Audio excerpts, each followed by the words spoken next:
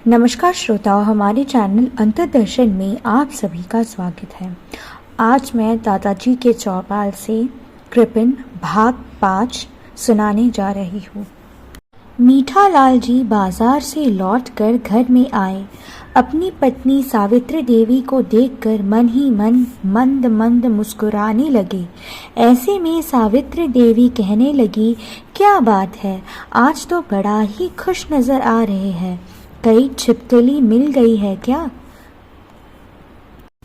जवाब में बड़े ही नाटकीय ढंग से मीठालाल जी कहने लगे, सोचा था कि कोई कश्मीर की कली मिल जाएगी, पर तुमने ठीक कहा, आज वाकई कोई छिपकली मिल गई थी। आश्चर्य व्यक्त करते हुए सावित्री देवी कहने लगी, ऐसे कौन से खुशनसीब है जिनके साथ आपकी मुलाकात हो गई है? मीठालाल जी कहने लगे, क्या बताओ, आज तो भगवान सिंह के मुलाकात हो गई है।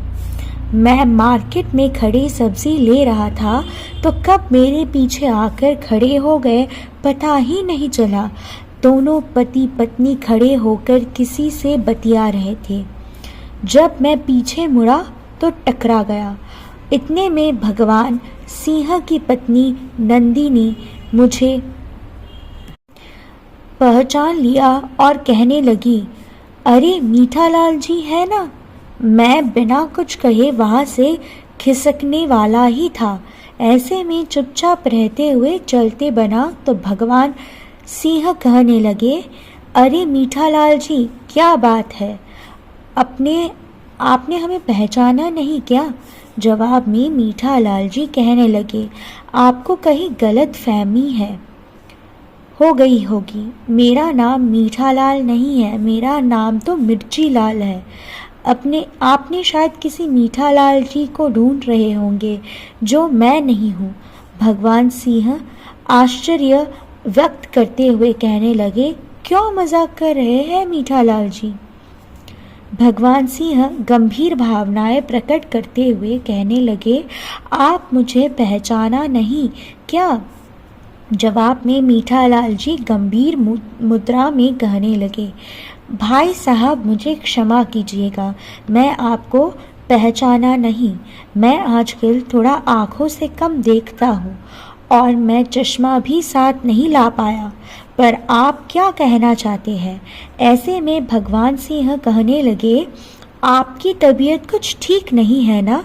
भाभी जी की तबीयत तो ठीक है ना? बच्चे लोग वगैरह वगैरह। जवाब में मीठालाल जी कहने लगे, मैं तो कह दिया कि आँखों से थोड़ा कम देख पाता हूँ।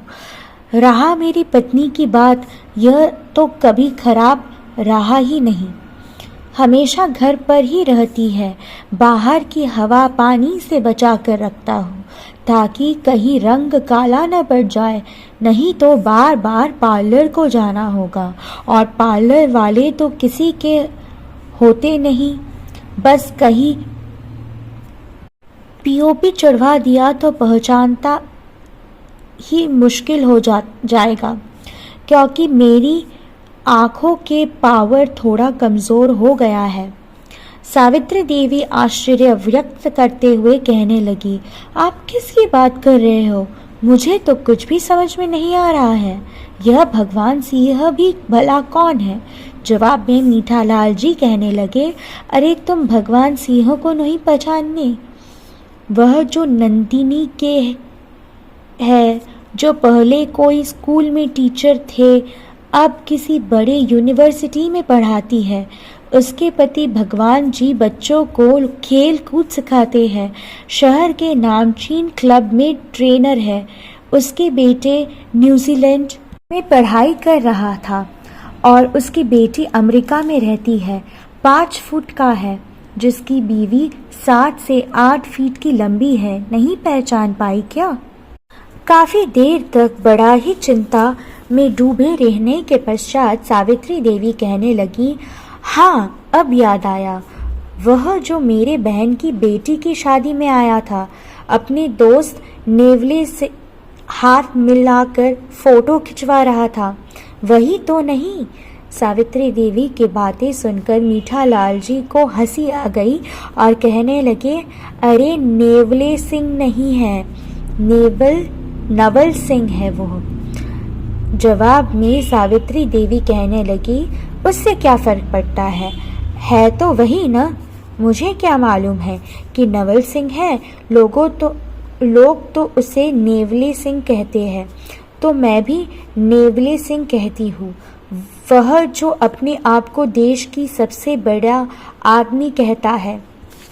थोड़ी देर मंथन करने के पश्चात मीठालाल जी कहने लगे, हाँ वही जो हमेशा अपने आप को देश की सबसे बड़े आदमी का पदवी देता है। जवाब में सावित्री देवी कहने लगी, देश की सबसे बड़ा आदमी तो राष्ट्रपति होता है, पर वह कौन सा राष्ट्रपति है। तभी मीठालाल जी कहने लगे, अरे तुम राष्ट्रपति की बात कर रहे हो, वह भगवान सिंह तो अपने आप को UNO की सेक्रेटरी बताता है। सावित्री देवी एक गहरा सांस छोड़ते हुए कहती है, आखिर ऐसा क्यों नहीं सोचेंगे भला, जिसका एक बेटा न्यूजीलैंड में पढ़े और दूसरी बेटी अमेरिका में रहे, उनके गर्व से सीना फूलकर 96 इंच के हो जाते हैं। वह आदमी अपने आप को UNO की सेक्रेटरी क्यों ना समझेंगे भला। ऐसे में हम जैसे फटीचर को कैसे पहचान पाएंगे। देखा नहीं उस दिन मेरी बहन की बेटी के शादी समारोह में कैसे कह रहे थे, हमने तो आपको पहचाना नहीं। मुझे तो याद ही नहीं आ रहा कि कभी आपसे मुलाकात हुई होगी। पता है ऐसा क्यों कह रहे थे। मुझे लगता है कि उसे डर है कि आप कहीं उसकी पत्नी नंदिनी को से दोस्ती न कर बैठे। दुनिया में ऐसे बहुत से लोग हैं जो अपनी पत्नी के कारण दूसरों को पहचानने से इनकार करते हैं, विशेषकर जिनकी पत्नियां बहुत खूबसूरत और स्मार्ट होती है।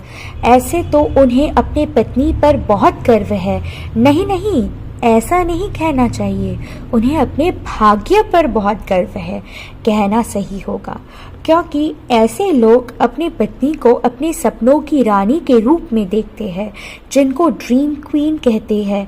उनको हमेशा अपनी पत्नी को लेकर डर सताना स्वाभाविक है कि कोई उनकी ड्रीम क्वीन को भगाकर ना ले जाए। अगर मैं भी कहीं उनकी तरह होती तो आप भी लोगों के बीच में मुझे लेकर जाने से डरते। आप तो ऐसा सिंदूक बना लेते ताकि मुझे उसमें ताले में बंद करके रख सके। शुक्र कीजिए कि यह अपने साथ लेकर तो चल रहे हैं। ऐसे में मीठालाल जी कहने लगे, अपनी पत्नी खूबसूरत होना भी अपने आप में गर्व का विषय है। उनको अपनी पत्नी की खूबसूरती पर नाज अवश्य होता होगा। ऐसे में साथ लेकर चलने में 5 फीट वाले पत्नी का कद भी ऑटोमेटिकली बढ़ जाता है। कोई टकलू पति हो तो उनका टक भी चांदी की तरह चमकता है, यह क्या कम है। शायद उनका सीना गर्व से 96 इंच का हो जाता होगा। जिनकी पत्नी खूबसूरत होती है और होठ किसी गुलाबी की कली समान होती है। जवाब में सावित्री देवी कहने लगी, आप गुलाब की खूबसूरती की तौहीन कर रहे हैं। कहीं ऐसा ना हो कि गुलाब बेचारी UNO की दरबार में आपकी शिकायत कर दे। मजाकिया लहजे में मीठालाल जी कहने लगे, देखो जी, UNO के दरबार तो खुला दरबार है, हर कोई वहां जाकर अपना दुखड़ा सुना सकता है, चाहे गुलाब भी क्यों ना हो। यह गाना नहीं सुना हो क्या? पिक्चर में एक आशिक ने गाना गा रहा है, डाली से तोड़ी हुई यह निहत गुलाब बेचारा कहाँ पर जाए, कहाँ पर जाकर अपनी फरियाद सुनाए। उस समय शायद UNO नहीं थी। अगर UNO होती तो आशिक के बेचारे गुलाब उस वक्त UNO के दरबार में पहुंच जाते और आशिक की प्रेमिका के अगेंस्ट में कंप्लेन करते। यहाँ पर मैं आप सभी को अनुरोध करना चाहूँगी कि आप लोग हमारे चैनल को लाइक करें, शेयर